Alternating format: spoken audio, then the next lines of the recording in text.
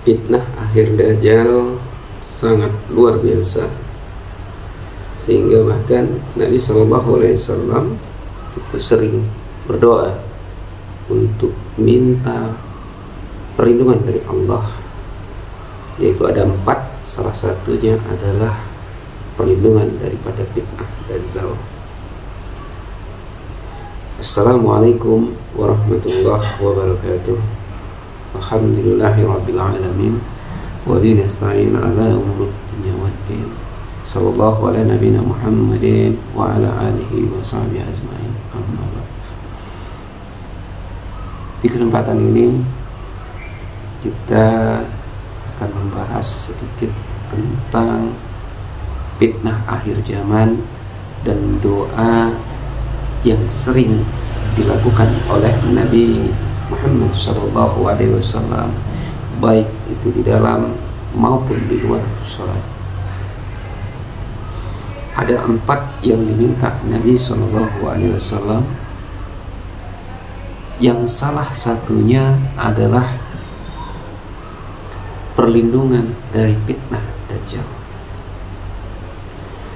Di dalam satu hadis dari riwayat Muslim, bahwa apabila seorang di antara kalian bertasyahud, maka hendaklah dia berlindung kepada Allah dari 4 perkara: dari azab Jahannam, neraka; dari azab kubur; yang ketiga dari fitnah kehidupan dan kematian; dan dari fitnah Masih Dajjal. Ini ada 4, salah satunya ada fitnah Dajjal. Dan bahkan tadi disebutkan bahwa di tasyahud, bahwa di hadis Al-Bukhari juga ada disebutkan hal ini. Dan ini menjadi doa kita ketika selesai kita bertasyahud, sebelum salam dibacakan, doakan.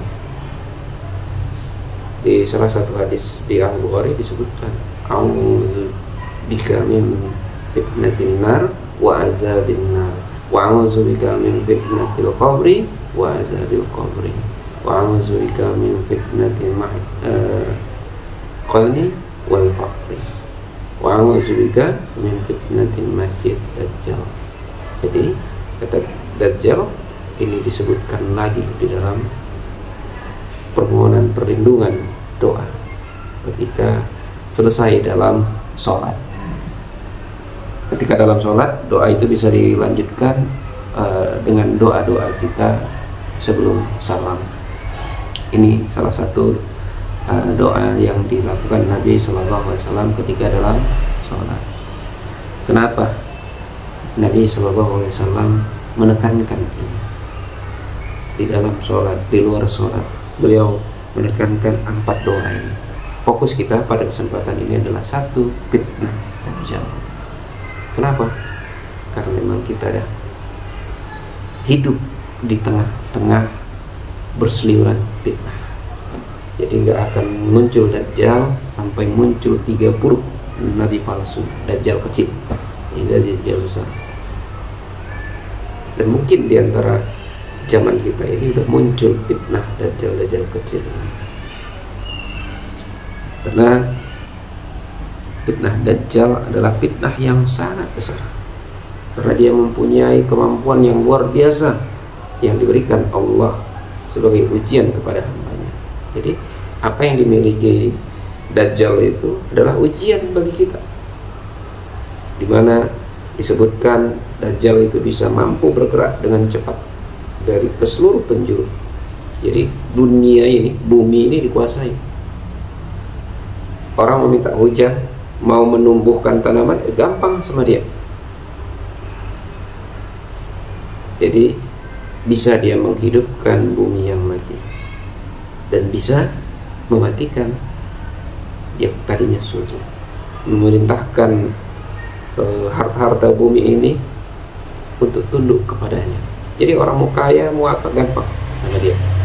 Bahkan juga sampai menghidupkan orang mati. Ini dengan izin Allah.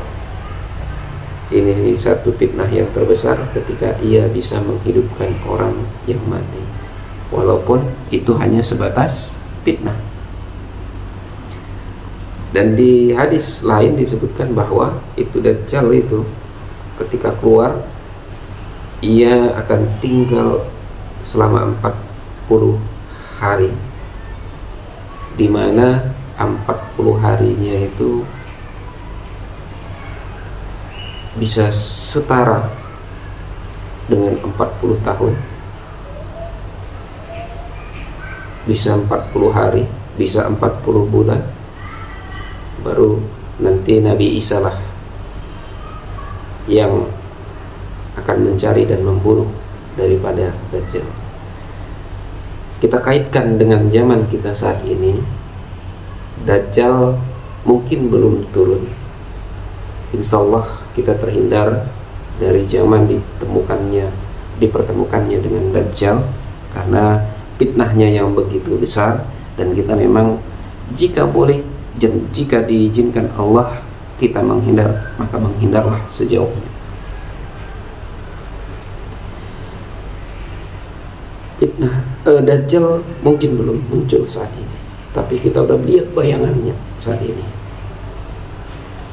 Ketika di berbagai aspek kehidupan gemerlap dunia hawa nafsu, bagaimana ketika ada artis dengan kegantengan, kecantikannya, para penyanyi, orang berduyun-duyun datang mendatanginya. Para wanita seakan terhipnotis untuk datang mengunjungi, bahkan tidak lagi memperhatikan bagaimana keberangkatannya, bagaimana ia berusaha sepenuhnya, bagaimana sampai dilarang orang tuanya pun mungkin tidak bisa. Dan ini termasuk dalam hadis Nabi SAW. Itu masih artis, belum Dajjal aslinya. Bahkan kadang tanpa sadar kita di medsos, sekarang ini udah ada medsos yang memberikan bayaran kepada kita yang banyak ditonton, banyak di like, bisa menjadi penghasilan baru. Tapi efeknya tanpa sadar kita perhatikan sekeliling kita, bahkan demi mengejar subscriber, mengejar tayang, mengejar orang like, bahkan aibnya tersendiri pun ia bukakan.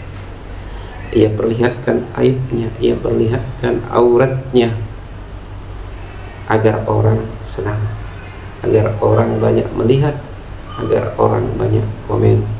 Na'udzubillahi min dzalik. Ini masih duit yang ditawarkan medsos, belum kekayaan yang ditawarkan oleh Dajjal. Itu juga para pemimpin, para dermawan memberikan hadiah, memberikan bantuan. Untuk menerima bantuan itu bahkan kita melupakan bahwa ada sesungguhnya yang memberikan rezeki itu. Apa? Siapa? Allah. Mereka hanya tangan, mereka hanya jalannya. Itu yang sampai kita lupakan. Bahkan sampai kita ngefans mania. Kita pertahankan hidup dan mati. Begitu juga nanti dengan Dajjal. Begitu fanatiknya nanti para pengikut Dajjal, membela Dajjal, karena mereka telah menyaksikan, mereka telah menerima kebaikan, mereka telah menerima harta yang diberikan Dajjal.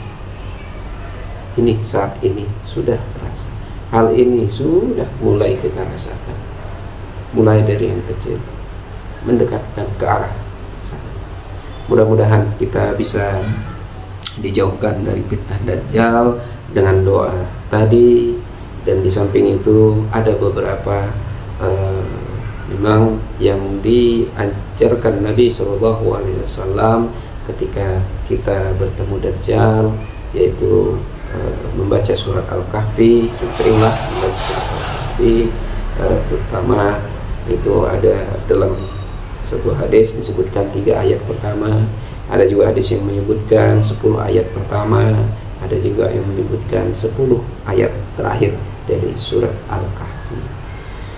Apapun itu, mudah-mudahan kita dijauhkan dari fitnah Dajjal, fitnah kehidupan, fitnah jahanam, fitnah kubur.